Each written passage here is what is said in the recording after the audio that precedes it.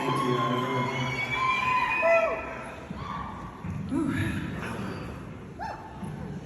Sometimes, okay.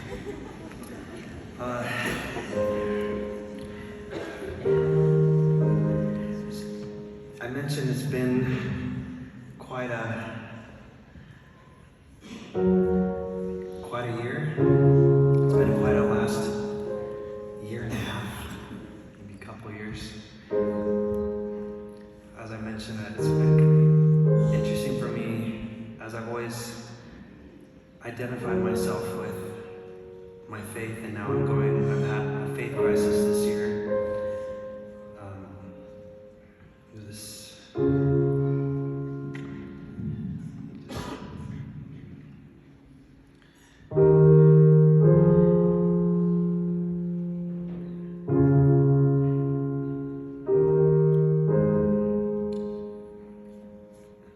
It can really throw you for a loop. And I guess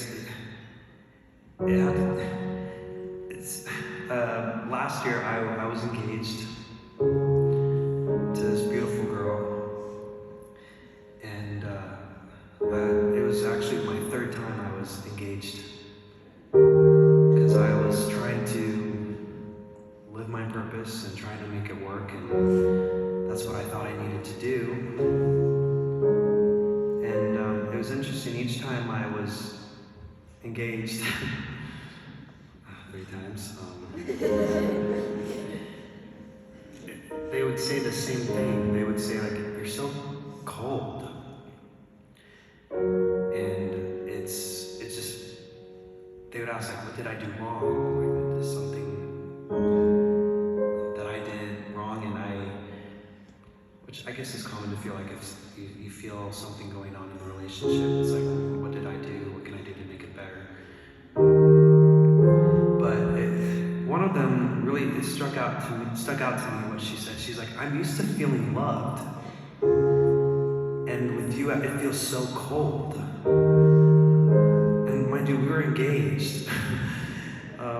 So I thought, like, I thought I'm doing everything I'm supposed to. Like, I'm committing myself to you, and I'm like, we're literally here at my mom's house. You're meeting my family and everything. Like, I'm spending time with you. I'm talking to you on the phone for as long as you want,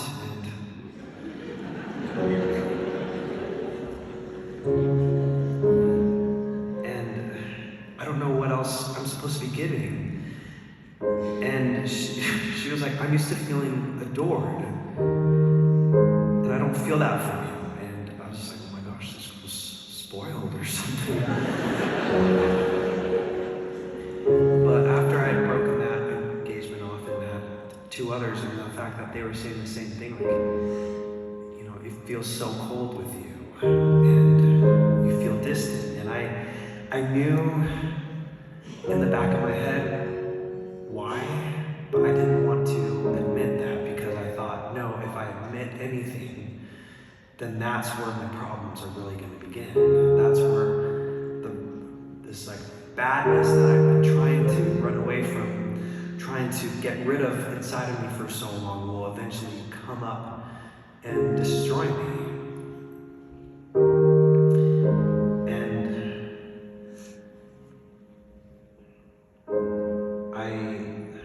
So in this last engagement, that was last year, in 2021, I thought, I'm gonna give it one more try. I'm just gonna make this work, and because I'd always been raised and taught, you know, I need to marry a girl and I'll be happily ever after. But I knew, I started getting such bad anxiety attacks, and it felt like my world was really crumbling. And I thought, oh no, I just have to push through, but I think I just had to accept the fact that I liked guys. And that was really hard for me to admit, because I thought if I admitted that my world was gonna end. Even though I'd grown up with it, like always.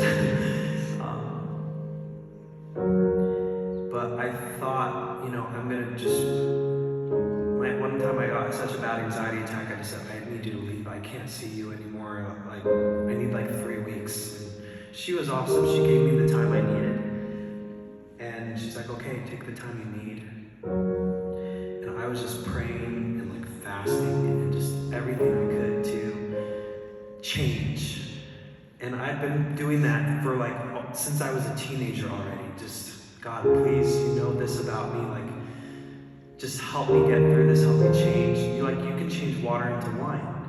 You can make the blind see. You can raise the dead. Surely you can change me. But like, I guess after several years, you think, okay, maybe God doesn't like me. Maybe I did something wrong, or maybe I'm cursed because I'm still the way I am, and I don't think the way I am is good. No matter what I do, no matter how hard I try to like be a good person, I'm not getting rid of this feeling inside of me that I like guys. So maybe I did something wrong. And no matter how much I try to get faith, I must just not have enough faith because I'm still the way I am. And it just gets to a point where you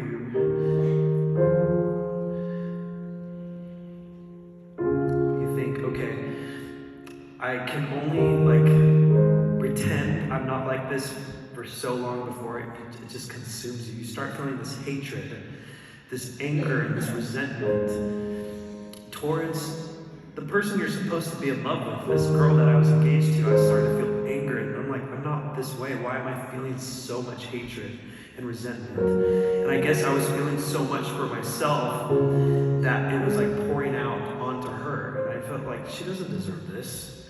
Like, these girls deserve to feel loved, and I just had to admit that I can't desire them the way that they deserve to be desired.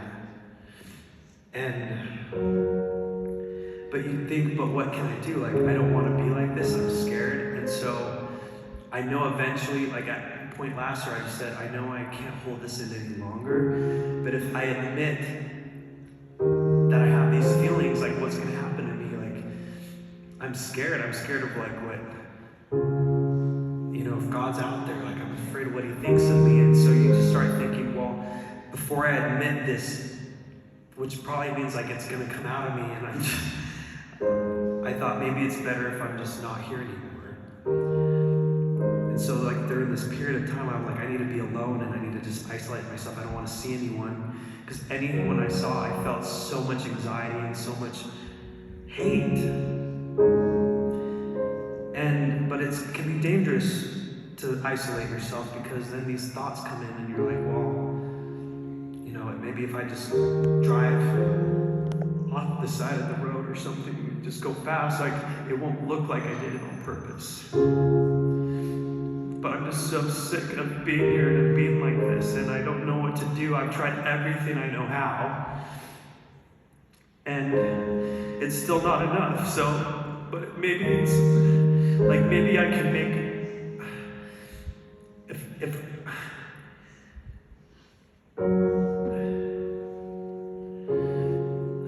maybe it's better that I'm not here, because if I stay here, I know this is going to come out of me eventually. And so maybe that's what God would prefer, because you just think it's so evil. Like, I don't want to be bad. I don't want to be evil, but I don't know what else to do. So one time during these few weeks, I just was feeling so numb and just feeling so lost. And I was praying still, but I just felt nothing. Why am I even doing this? Like, I feel absolutely nothing. And if there is a God, he doesn't care. Like, he doesn't like me because he made me this way. And anyone who's made this way must be evil. And so I'm evil. So why even be here? But I got on my knees. I suddenly just felt this feeling of like peace. And like someone was there looking out for me, that I wasn't alone. And so I just dropped to my knees immediately. I was like, that must be God,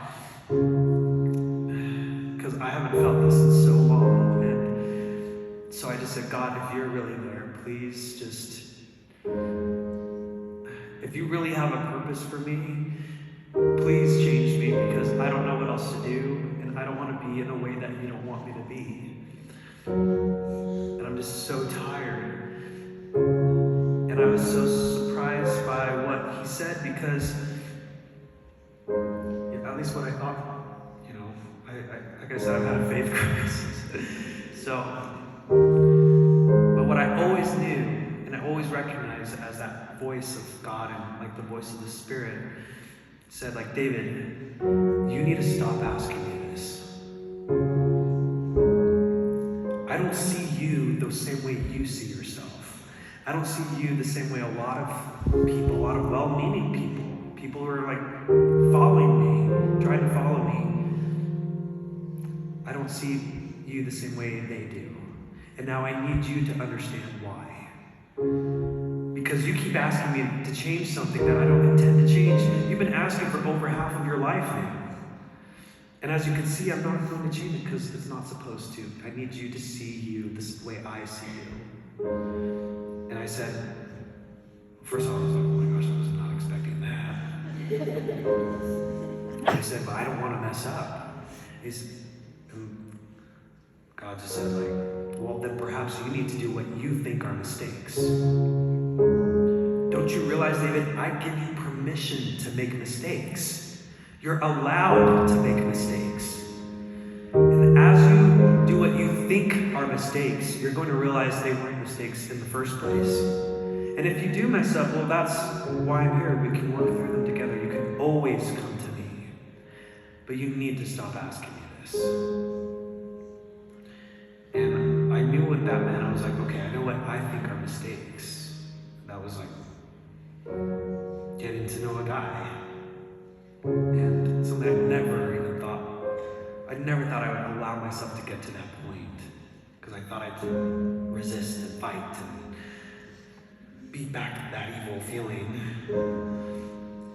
But it turned out to be such a beautiful feeling, because I'm like, oh my gosh, like, I'm known for this song Crush, and like people are like coming up to me saying this, I relate to this song so much, and I never could. And I was like, oh, now I understand why people like love that feeling, because I always hated that feeling. Like, my sisters would always be like, oh, well, do you feel like if I was dating a girl, I'm like, I would literally ask my little sisters, like, how do you know if you like someone? Because I couldn't tell, I didn't know. And they're like, well, do you feel like kissing them? Do you feel like holding their hand? And I would get so upset about that. Because I was like, why does that matter? And they're like, well, it's just like an easy way. I'm like, well, it shouldn't matter. Because I was in, denial with myself. But I am learning how to love myself as I am, which is something I was never able to do before, because I always thought I had to hate a part of myself in order to be okay with God. But in that process, I thought it was better to not be here and not exist, because I thought that was the right thing to do. And I'm realizing, like, I can be happy, I can have joy even as I am. And if you know anyone who is LGBT, part of the LGBT community, I just hope that you can give them compassion and listen to them and see. It can be really hard sometimes, because you think you're bad, you think you're evil just for being. You get feelings. It's not even like these evil, lustful feelings or feelings. It's like, oh, I want to say hi to that person. I want to ask how they are. I want to go have lunch with them. I want to help them reach their goals. Like, I want to hold their hand or give them a hug. It's like the same feelings that anyone else feels, just for some reason we were designed differently. And instead of trying to ask why, God, why am I like this? Just be okay that not all of us are the same. And God still has a purpose for us to live as we are and to love as we are designed to do that, even if it looks a little different than the norm. But if you've wondered that, and if you've wondered if you're worth being here, if it's of any worth, I just want you to know, like, you're not alone. have gone through that, and you're not alone, and you do matter, and there's every reason for you to be here, and love who you love. Don't be afraid of it. Don't be scared, because it's a beautiful feeling. Allow yourself to know what it's like, what everyone else is talking about. I didn't know. I couldn't experience that for some reason with the girl. But I've been able to feel that when I'm getting to know a guy, and it's scary to talk about with people when they may not understand, but it's been so worth it. So, this song is, I had in a dream one time a few years ago, and I was actually praying about the same thing. I've been praying for over half my life for. And this was what I heard in that dream, and I call it my little prayer. Heavenly Father, I am grateful for your eternal presence. I am learning to be patient, and that you are really there. Sometimes I am afraid, and I know that's lacking faith, but I'm beginning to understand that for me you have a plan. Heavenly Father, I am grateful for you sending your Son to die so that I live, and for never giving up. I'm learning every day that I won't always have my way, but I'm beginning to understand that for me you have a plan.